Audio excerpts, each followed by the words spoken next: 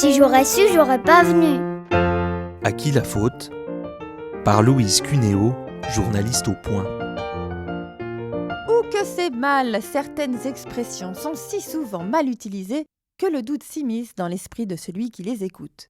Prenons à titre d'exemple ce grand classique.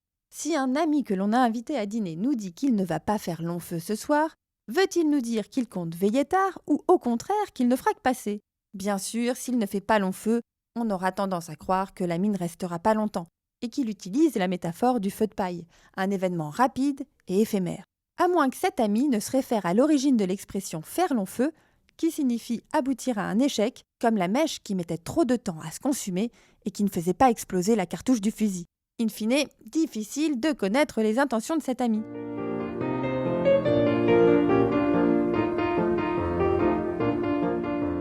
Et les locutions employées à mauvais escient sont légion dans le langage courant, et instillent la confusion.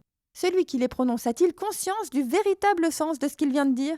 Quand votre collègue vous assure que la solution à votre problème se résume à 2 alternatives, a-t-il bien conscience que chaque alternative propose 2 possibilités ? C'est-à-dire qu'il devra énoncer 2 fois 2, soit 4 solutions ? Se méprendre sur le véritable sens de ce que l'on dit ne pose pas seulement la question de la compréhension. Au passage, on ne dit pas poser problème, mais bien poser question. Cela pointe aussi une mauvaise maîtrise de la langue qui peut aller jusqu'à faire saigner les oreilles des ayatollahs de la langue française. Mieux vaut donc tout faire pour éviter de tomber dans le panneau. Tout d'abord, on prend garde au très classique pléonasme.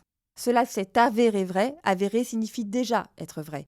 Monter en haut, opposer un veto, le tri sélectif, la marche à pied, prédire à l'avance, le taux d'alcoolémie aussi. L'alcoolémie est elle-même déjà un taux. Un taux d'alcoolémie reviendrait à un taux de taux et c'est un peu trop. L'orthographe correcte également, du grec orthos, droit, et graphe, écrire. Le mot orthographe désigne déjà la manière correcte d'écrire un mot. Plus surprenant, mais celui-ci, tout le monde vous le passera, aujourd'hui est déjà un pléonasme à lui tout seul puisque « oui » signifie « en ce jour ». Donc n'abusons pas et oublions au jour d'aujourd'hui, parce que 1 fois ça va, 2 fois ça va, mais 3 fois, vous connaissez la suite.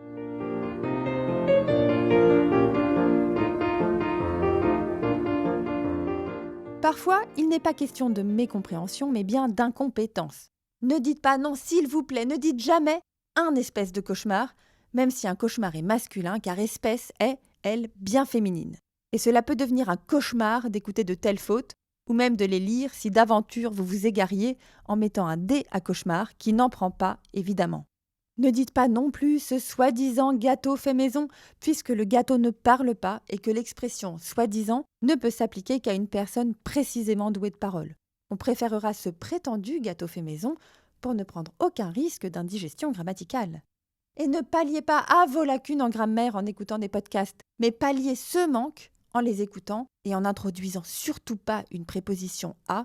Pallier est un verbe transitif.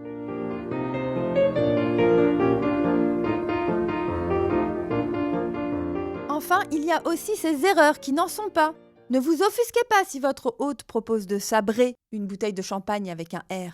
Peut-être a-t-il bien l'intention de l'ouvrir d'un coup sec avec un objet tranchant, et non de la sabler avec un L, qui existe aussi, mais qui signifie qu'il va la boire rapidement.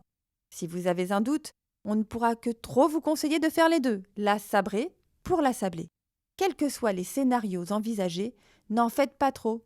Non, je n'aurais pas dû dire les scénarii, car le mot a été francisé, tout comme pour les bravos que l'on vous adressera si vous ne commettez plus d'erreurs. Quels que soient les scénarios envisagés, n'en faites pas trop. Non, je n'aurais pas dû dire les scénarii, car le mot a été francisé et on peut désormais l'écrire S-C-E-N-A-R-I-O-S, tout comme les bravos, B-R-A-V-O-S, que l'on vous adressera si vous ne commettez plus d'erreurs.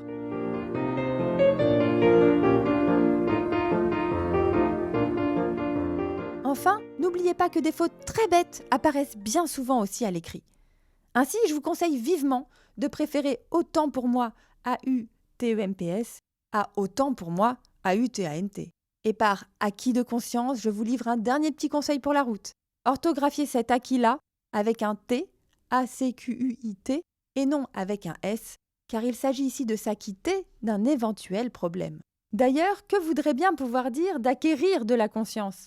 Mieux vaut sans hésitation aucune acquérir une bonne maîtrise de la langue française. Un podcast réalisé par Louise Cuneo et Emmanuel Durget.